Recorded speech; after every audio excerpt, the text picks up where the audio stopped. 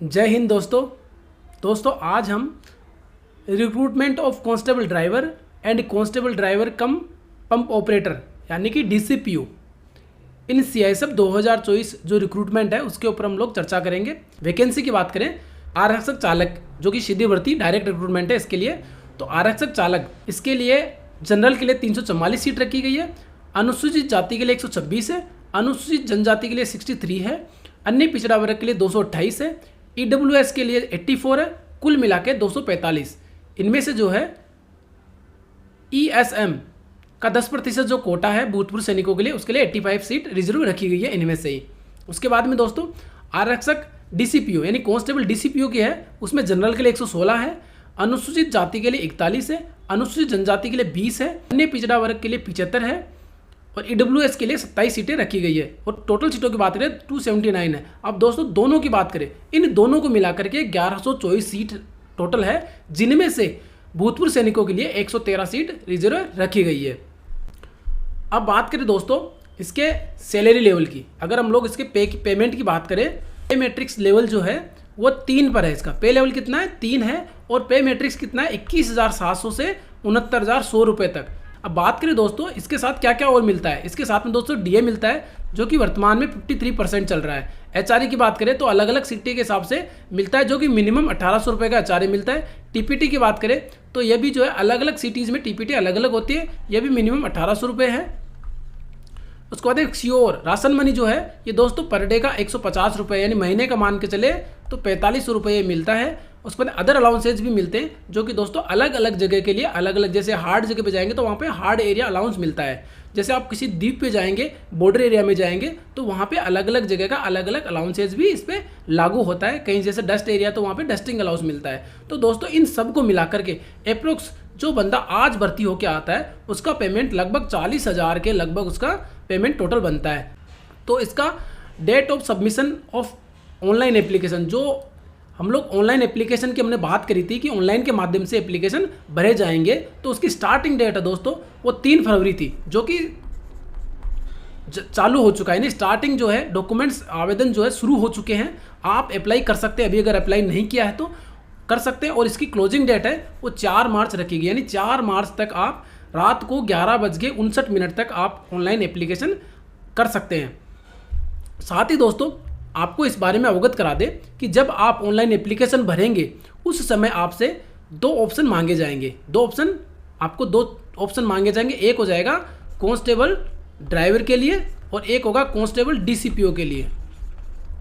आप इन दोनों में से किसी भी एक को अपनी चॉइस के हिसाब से जो है वरीयता दे सकते हैं, फर्स्ट में किसको रखना है, सेकंड में किसको रखना है। साथ ही दोस्तों आपको बता दें एक ही फॉर्म भरना है, एक ही फॉर्म में दोनों वैकेंसी है। अगर आप किसी एक पद के लिए भरना चाहते हैं तो कोई भी एक पद आप चुन सकते हैं, चाहे से कांस्टेबल ड्राइवर हो चाहे से वो कांस्टेबल DCPO हो। अगर दोनों की एक साथ भरना है तो दोनों को आपको वरीयता देनी होगी कि आपको कौन सी अच्छी लगती है। दोस्तों इसका जो एलिजिबिलिटी क्राइटेरिया है वो क्या रखा गया है, दोस्तों इसका एजुकेशन क्वालिफिकेशन की बात करें तो इसका एजुकेशन क्वालिफिकेशन जो है वो मैट्रिकुलेशन और इक्विवेलेंट यानी 10वीं पास इसका रखा गया है। साथ ही दोस्तों का एज क्राइटेरिया की बात करें तो इसका एज क्राइटेरिया जो है 21 से 21 से 27 साल के बीच में इसका एज क्राइटेरिया रखा गया है।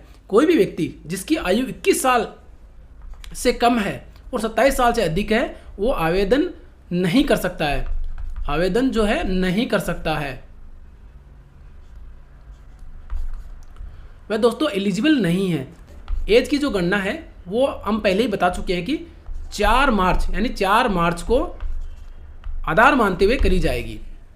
साथ ही दोस्तों हम बात करें इसके लिए ड्राइविंग लाइसेंस, तो ड्राइविंग लाइसेंस की बात करें दोस्तों इसमें 3 प्रकार के लाइसेंस होते हैं। एक होता है हेवी मोटर व्हीकल लाइसेंस या ट्रांसपोर्ट व्हीकल के लिए लाइसेंस बनता है, एक बोलते हैं लाइट मोटर यानी LMV और एक होता है मोटरसाइकिल विद गियर। ये 3 लाइसेंस होते हैं। जब आपका डॉक्यूमेंट्स वेरिफिकेशन होता है उस समय आपके पास में हेवी मोटर व्हीकल यानी HMV लाइसेंस आपके पास में होना चाहिए और वो भी 4 मार्च 2025 से पहले का बना हुआ। अगर नहीं बना हुआ है और जो डेट अंतिम तय जो 4 मार्च है उससे पहले का नहीं बना हुआ है तो आप इसके लिए डिस्क्वालीफाइड है, आप इसके लिए एलिजिबल नहीं हैं। साथ ही दोस्तों बात करें एक्सपीरियंस सर्टिफिकेट की, तो एक्सपीरियंस सर्टिफिकेट आपके पास में 3 साल का होना चाहिए। अब दोस्तों 3 साल जो है वो भी आपकी जो 4 मार्च है उससे पहले का होना चाहिए। अगर 4 मार्च के बाद का आप बनवाते हैं तो वो भी आपका मान्य नहीं होगा। दोस्तों साथ ही आपको बात करें कि इसमें जो HMV जो हैवी मोटर व्हीकल है, HMV जो है लाइसेंस है, ये लाइसेंस कभी का भी बना हो सकता है, बट एक्सपीरियंस जो सर्टिफिकेट है ये आपका LMV लाइसेंस के आधार पर भी हो सकता है।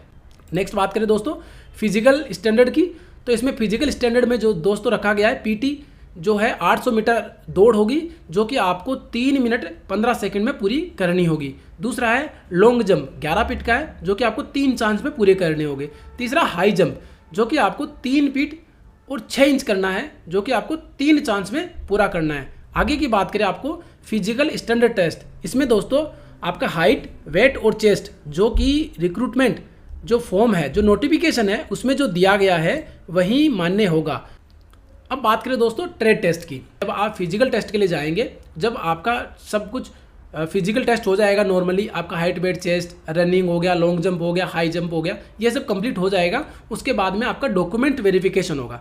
जब डॉक्यूमेंट वेरिफिकेशन सही पाई जाएंगे, जैसे आपके पास में एक्सपीरियंस सर्टिफिकेट हुआ, ड्राइविंग लाइसेंस हुआ, 10th की मार्कशीट हुआ, आपके पास कास्ट सर्टिफिकेट हुआ, ये सब जब सही पाई जाएंगे, उनके बाद में जिनका भी ट्रेड टेस्ट होगा उनको 3 टेस्ट से गुजरना होगा। पहला टेस्ट है उनका लाइट व्हीकल का पहला टेस्ट होगा, जिसमें दोस्तों एक लाइट गाड़ी होगी जो कि 4-5 प्रकार के टेस्ट होते हैं। इसके लिए हम लोग एक सेपरेट वीडियो लेके आ जाएंगे, नहीं तो दोस्तों ये बहुत बड़ा वीडियो हो जाएगा। अलग अलग टेस्ट के लिए हम अलग अलग फिजिकल के लिए अलग लेके आ जाएंगे, और दोस्तों आपका ट्रेड टेस्ट के लिए अलग लेके आ जाएंगे। क्या क्या डॉक्यूमेंट्स चाहिए उनके लिए एक अलग शॉर्ट वीडियो लेके आ जाएंगे, ताकि जो है इतना लंबा वीडियो ना हो, नहीं तो दोस्तों ये बहुत बड़ा वीडियो हो जाएगा। तो दोस्तों बात करें हम ट्रेड टेस्ट की, तो ट्रेड टेस्ट में पहले लाइट व्हीकल होगा, दूसरा हैवी व्हीकल होगा, और तीसरा दोस्तों इस व्हीकल के जो मैकेनिज्म है, साधारण मैकेनिज्म होता है गाड़ियों का, उन मैकेनिज्म के बारे में जनरली टेस्ट पूछा जाएगा। जनरली आपसे अवेयरनेस के क्वेश्चन पूछा जाएगी, गाड़ी अगर बंद पड़ गई तो आपको कैसे स्टार्ट करना है उसको। नॉर्मली दोस्तों ये जो है कुछ टेस्ट से आपको गुजरना होगा। उसके बाद में दोस्तों ये जब यहाँ तक बंदा पास हो जाएगा, उसके बाद में उसका रिटर्न एग्जाम होगा। टोटल दोस्तों ये 100 मार्क्स का क्वेश्चन होगा और 100 क्वेश्चन पूछे जाएंगे। इसके लिए आपको 2 घंटे का टाइम दिया जाएगा, यानी 120 मिनट का समय दिया जाएगा। अब दोस्तों जिस कैंडिडेट का, यानी जो जनरल, EWS और एक्स सर्विसमैन है, उसके लिए जो है 35% मिनिमम परसेंटेज मार्क होना चाहिए, और जो SC ST OBC है उनके लिए 33% मार्क्स मिनिमम रखा गया है। अगर ये मार्क्स नहीं आते तो वह आगे की मेरिट के लिए, मेडिकल के लिए वो एलिजिबल नहीं होगा। उसके बाद में इनके अंदर से भी दोस्तों एक फाइनल कट ऑफ बनेगा, जो उस कट ऑफ पे पास होंगे उन कैंडिडेट्स को जो है मेडिकल एग्जामिनेशन के लिए बुलाया जाएगा। अब मेडिकल एग्जामिनेशन में दोस्तों क्या क्या होगा उसके बारे में हम लोग थोड़ा मोटा मोटी जान लेते हैं। दोस्तों पहली बात है आपका वजन जो है आपके शारीरिक मापन के समय रिकॉर्ड किया जाएगा, परंतु वजन की वजह से फिटनेस पर निर्णय चिकित्सा परीक्षण के समय लिया जाएगा। कि जो आपका वजन जो है, अगर आप PT फिजिकल देने जाते हैं, वहाँ अगर आपका वजन ज़्यादा भी हुआ या कम भी हुआ कोई फर्क नहीं रहेगा, बट आप अगर मेडिकल एग्जामिनेशन के लिए जाएंगे तब आपका वजन अगर कम ज़्यादा हुआ तो आपको बाहर किया जा सकता है। दूसरी चीज़ है मेडिकल में क्या किया जाएगा, अभ्यर्थी के घुटनों में टकराव न हो, यानी जिसके घुटने टकराते हो, आपस में टच करते हो, वो नहीं होना चाहिए। समतल पैर, यानी पैर जो है नीचे से फुट फ्लैट नहीं होना चाहिए। वेरिकोस वेन अथवा आंखों में क्या गेंगापन न हो, वे अच्छी मानसिक व शारीरिक दशा में हो, और किसी भी प्रकार की शारीरिक कमी जिससे उनके कार्य के दक्षतापूर्ण निष्पादन में बाधा पहुंचती हो, उससे मुक्त होना चाहिए। साथ ही दोस्तों उसको बोला आंखों का कैसा होना चाहिए, बिना चश्मे के 6/6 उसकी नज़र होनी चाहिए। किसी भी प्रकार के दृश्य सुधार की अनुमति नहीं है, यहाँ तक कि चश्मे से भी। कलर विजन भी नहीं होना चाहिए। अब बात करें दोस्तों टैटू की, तो टैटू की जो है अनुमेयता को निश्चित करने के लिए निम्नलिखित मानदंड किए जाते हैं। टैटू हो तो कैसा होना चाहिए, तो विषय वस्तु है धार्मिक चिन्ह अथवा आकृतियों व नाम को दर्शाने वाले टैटू, जैसा कि भारतीय सेना में अनुसरण किया जाता है को अनुमति किया जाता है। यानी कुछ टैटूज है जिनको अनुमति है, लेकिन दोस्तों जो बड़े टैटू हैं उनकी अनुमति नहीं है। आप नोटिफिकेशन में इसको विस्तार से पढ़ सकते हैं, और मैं एक छोटा वीडियो लेके आ जाऊंगा कि मेडिकल में जिसके बंदे के टैटू है वो कैसे, उसका टैटू वाला कैसे पास होगा, कितना सेंटीमीटर उस टैटू की साइज होनी चाहिए, कैसा उसका मार्क्स और टैटू कैसा बना हुआ होना चाहिए। अगर दोस्तों उनके अलावा अगर टैटू बना हुआ है तो आप उसको रिमूव भी करा सकते हैं, नहीं तो आपको मेडिकल से बाहर होना पड़ सकता है। अब दोस्तों बात करें आप ऑनलाइन आवेदन अप्लाई कैसे करना है आपको। ऑनलाइन एप्लीकेशन की बात करी थी, तभी हमने बता दिया था कि CISF की जो वेबसाइट है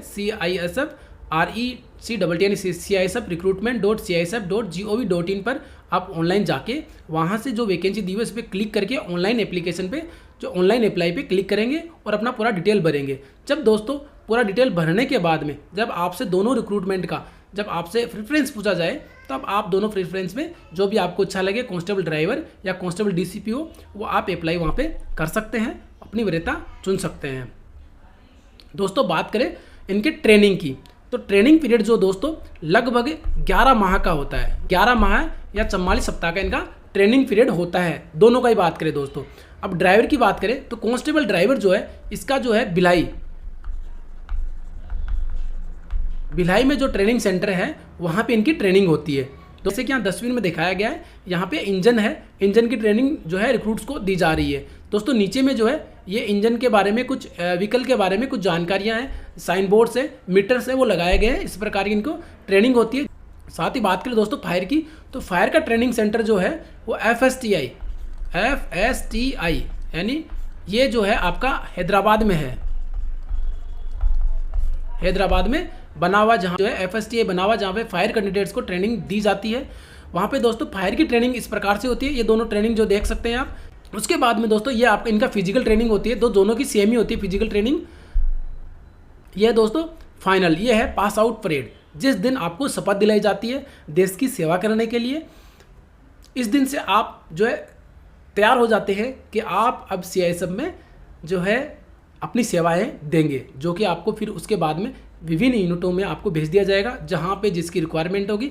मोस्टली दोस्तों CISF की ड्यूटी की बात करें तो मेजर सिटीज़ में जो है CISF ड्यूटी करती है। आपको फैमिली लाइफ वहाँ मिलेगा। अगर आप शादीशुदा हैं और अपने परिवार को साथ रखना चाहते हैं तो वहाँ पे आपको फैमिली अकोमोडेशन की अच्छी सुविधा है, वहाँ पे आप अपने बच्चों को साथ रख सकते हैं।